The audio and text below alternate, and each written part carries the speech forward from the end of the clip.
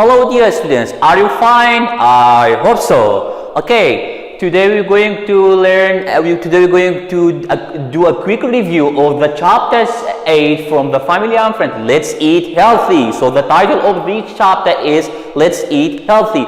I'm going to play a video for you and you have to listen carefully and watch it, then you know how to read the dialogue and we will know what will happen or what will happen in this chapter. Okay, let's play the video. Eat healthily. Listening 67. Listen and read.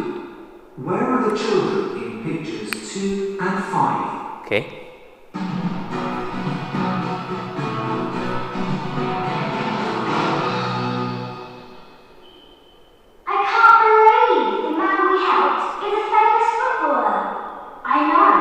I'm so excited about going to visit him in hospital.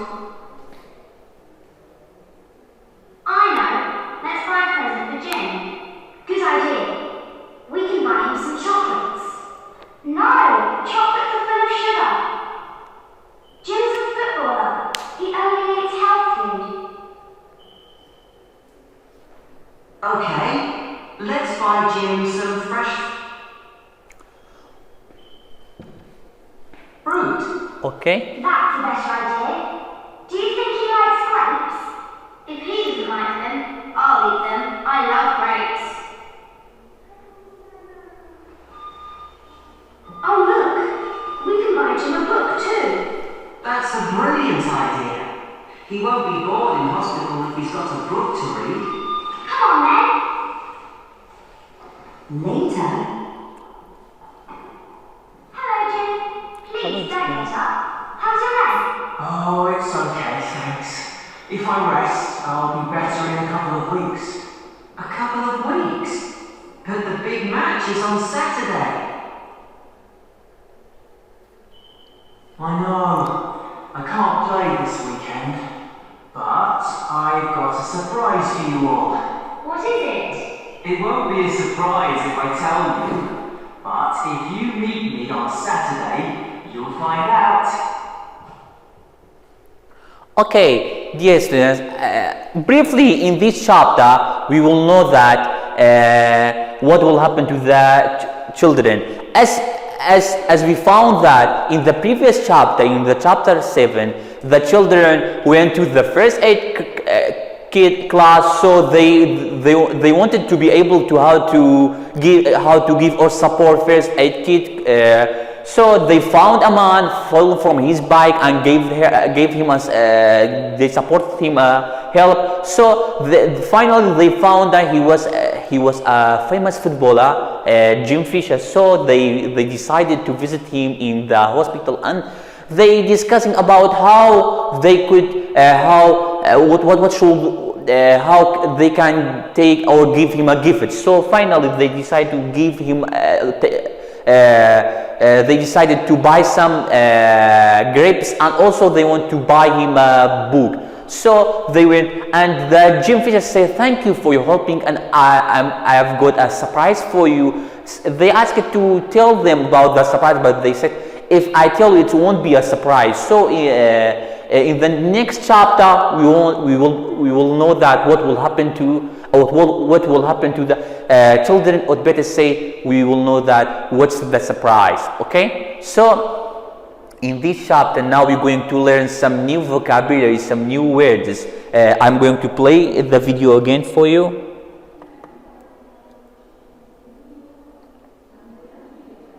Listening 68. Okay. Listen and repeat. In this chapter we will learn some new vocabularies which are relating to the dairy or the products that we use usually. So listen carefully to these vocabularies. Okay. Additives. Dairy product. Dairy. Additives. Dairy product. The first one is additives, things we added to a food to make it taste or look better or to help it stay fresh. So additives is the first one. And number 2 is products. dairy products. Say foods made from milk, for example, cheese and yogurt. Health food. Health food, food that you eat because it's good for you. So as the title of this chapter is health food, healthy food. Let's eat healthy food. Homemade, it's this. If food is homemade, it's made at home, not bought in the shop. So it's the foods that we prepared at home.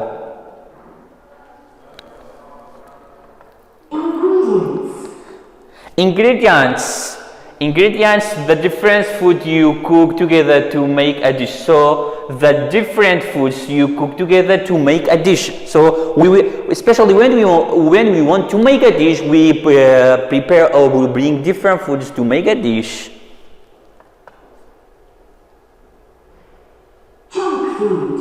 Junk food is a food that you buy. Especially, it's not good for you. Especially the fast foods, the fats, which is not good for your health.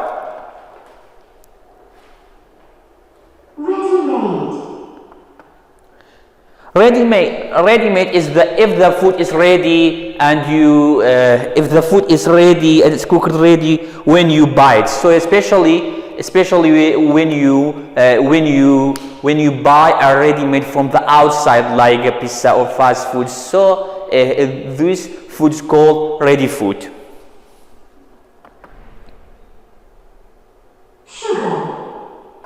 Sugar is a very sweet food that's in cakes, chocolates, and sweets. Listening 69.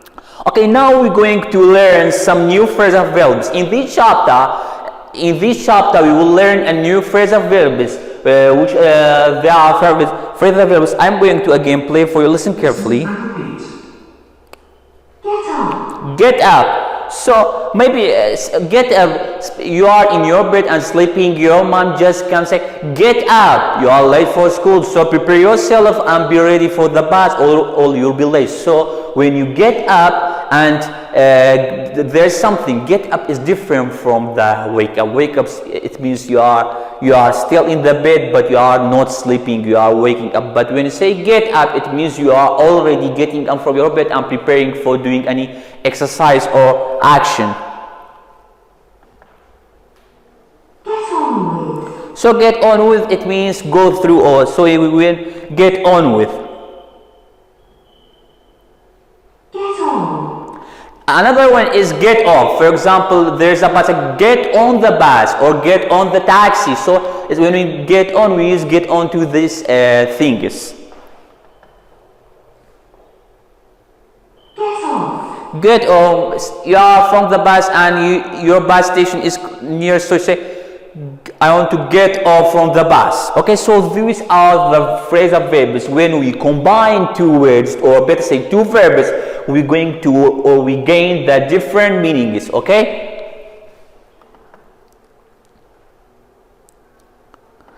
Okay. Now in this chapter, as it's clear, we have grammar. The topic of this the topic of grammar is first conditional. First conditional. Okay.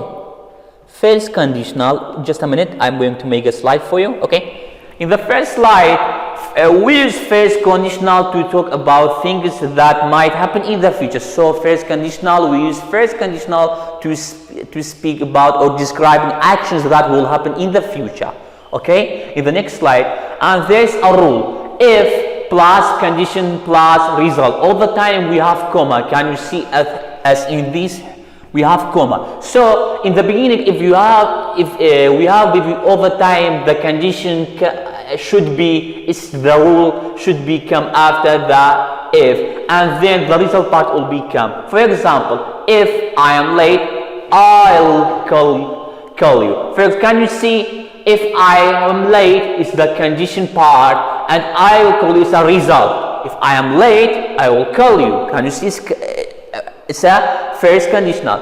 If I press this button, the machine will make a pizza. Can you see? If I press the button, then the machine will make a pizza. So the condition part, then the result part.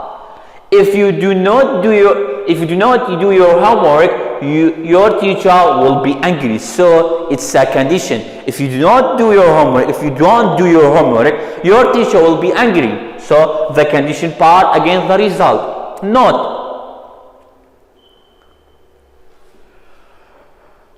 All the time there is a comma after condition. So all the time we have to put a comma after the condition, then the result part comes.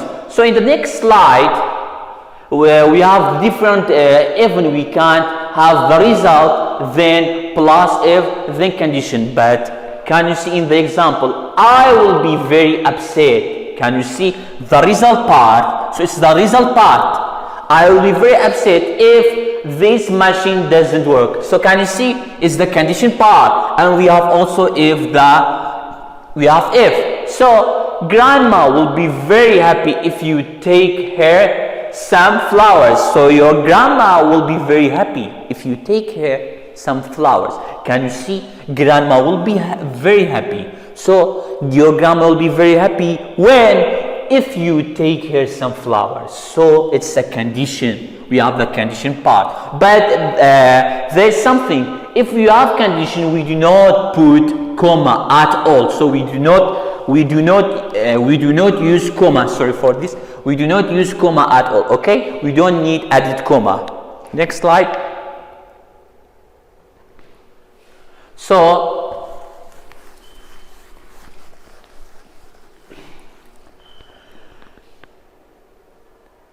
if this machine doesn't work, I will be very upset. I will be very upset if this machine doesn't work. Can you see in these examples, the difference will be very, very clear.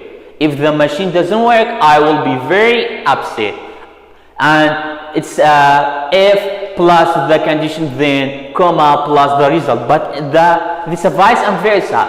It's a result. It's a result plus if and then the condition. But then we do not have or we do not add comma at all. Okay, the next. Okay, also we use first condition as a question. For example, we can use it as a question. Will I get ill if I don't eat fruit and vegetables? So it's a question, and the answer will be changeable according to the responsible. For example, yes you will or no you will not. Will you walk to school if the bus doesn't come soon? Will the boys play football if they find their ball? So it's all about the first conditional. Thank you for your watching.